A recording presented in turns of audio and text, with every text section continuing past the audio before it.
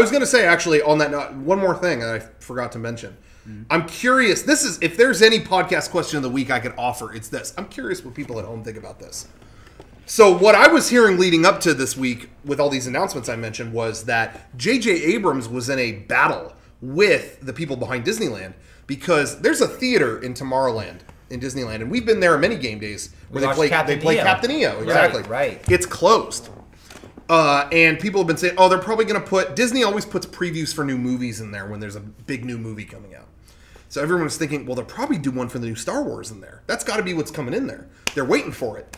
Well, behind the scenes, the rumors were J.J. Abrams is fighting with Disney because he doesn't want a preview in there. And they were like, no, we do that with all our big movies. That's a huge promotion. And he's like, we don't need to show 20 minutes of the new Star Wars. Like, no, in no way. They've kept it under such lock and key. Yeah. And I didn't realize that until I read these articles. I was like, we are a couple months away and we don't have a plot synopsis. That's nuts. I'm so excited. That is nuts. Yeah. And so that was your reaction, right? Yeah. That excites you. Yeah. Me too. I went online excited. and so was I. I was like, that's badass. I went online when I was reading about these. I went online and man, all the comments on all these pages were, fuck you, J.J. Abrams. This secrecy is stupid. No, it's not. J.J. Abrams. What I saw a lot was J.J. Abrams is trying to pull his Lost shit, get his fucking mystery box. I saw so much negativity, and that really blew me away. I immediately talked to Derek and Sean about it. I was like, am I alone on that? That I think this is awesome.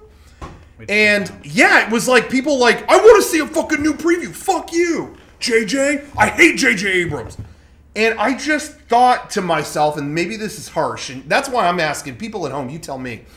I just think that is so uncreative. Like, I feel like you are not looking at this from a creative standpoint at all, that we have such a giant movie come, like a thing that's monumental just in our culture, and we don't know anything about it. How often does that happen where we're this close and we have no synopsis? That's going to be so awesome to go see that movie and not know anything about it. If that trailer was there, yeah, and I was at Disneyland, I would absolutely not watch that. You wouldn't go, right? Because why would I want to watch 20 minutes of a movie that I'm going to go see anyways and have him cut it off in the middle of it and be like, all right, later. I just feel like when I saw people resistant to, or furious at J.J. Abrams about it, I just thought you have fallen too far down the consumer hole. Yeah. To appreciate what you liked in the first place, and so I'm curious if people out there think that's a little harsh. I don't know. I think people just. What do you think? More. I think people just want more. Right, but do you see what I'm saying? I think we're in the camp of less is more, and the majority of people are not in the same camp as us. But but you see where I'm coming. Do you see where I'm coming from though? Falling down the consumer hole too far. Absolutely. Like you have to realize. I think at the beginning of your love for this thing, you would have liked some mystery to it. And I think you're so far down that now, and you're so mad when the Marvel movie credits don't have a preview for another movie, or you're so whatever that you kind of forget what, you know what I'm saying? Like, I don't know. I just read that and I was so stunned by that. I was like, people are not into that? Like, yeah, that really blew me away. No, and I don't want it to get out there because people are going to try to spoil it for me. I'm just glad. I don't want any of it. Yeah. I remember when 300 was coming out. Yeah. I like 300. Yeah, I like that movie. Hey, when that movie first came out, I thought it was like it was game changing because everything tried to fucking copy it, but like it looked cool. It was just cool. Yeah, I was really excited for it leading up to its release, and I remember MTV got 5 minutes of 300. They were like, we're gonna show 5 minutes of this badass movie. Tune in, you don't want to miss it. And I was so excited. I tuned in and I watched the 5 minutes of it, and it was really cool. But it was a lot of build up, and I was like, wow, this is getting really cool. And then suddenly I was like, and there you had it. That was your 5 minutes. And I was just like blue-balled so hard, it felt like. Like I was so excited, and even in that 5 minutes I was getting into it. And I felt really disappointed when it was over, but not only that, when I went to go see the movie, that 5 minutes was so lame. Yeah, because you already saw it. Because I had already seen it on TV, so when it showed up, all that suspense that I had felt in my living room was like a little bit deflated. Yeah, it was just like super deflated. Yeah. So I imagine that 20 minutes of Star Wars would just be way worse. It would be 20 minutes of fantastic build-up that leaves you like ready to jizz and you can't do it.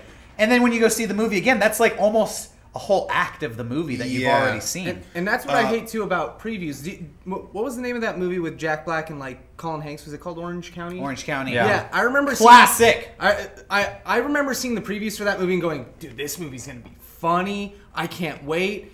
Oh man, these previews are so good. Jack Black's hilarious. You go see the movie, none of the previews were in the movie. Oh, Those really? were all for the previews. Oh, wow. None of the stuff that made that movie seem funny was even in the actual product at the end. Wow. And that was the time that like my brain switched over and went, I don't need to see previews past like one teaser.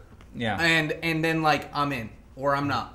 And then friend recommendation and that's it. Because you can just cut anything together in 3 minutes and make it seem cool. Yeah. You know? I think that the point of a trailer is to, honestly, the point of a trailer is to make you want to see a movie. Yeah. Yeah. So if you already want to see a movie, you don't need the trailer. Yeah, the trailer serves no purpose to you. Well, Because you should just go see the movie. Yeah, whatever. I mean, and I'm not judging everybody. If you want to see a trailer, okay, whatever. And I should say what I said a minute ago about falling down the consumer hole. I'm not saying it's bad. I'm not condemning anybody for being a consumer or saying that it's bad to be one or whatever. But as with anything, you can go too far with anything. I'm not saying it's bad to be, into something or be a consumer in any way. It's just, I think that's when you're angry that someone is trying to preserve a really neat thing for you. Why respond angrily to that? I don't know. It's someone trying to maintain that experience. I don't know. I just I was surprised by that. But I was going to say the end part of all this is that with all the other announcements this week, JJ won. And they are showing the thing that everyone is waiting to see what would be in that theater. They're going to show stuff from the old movies.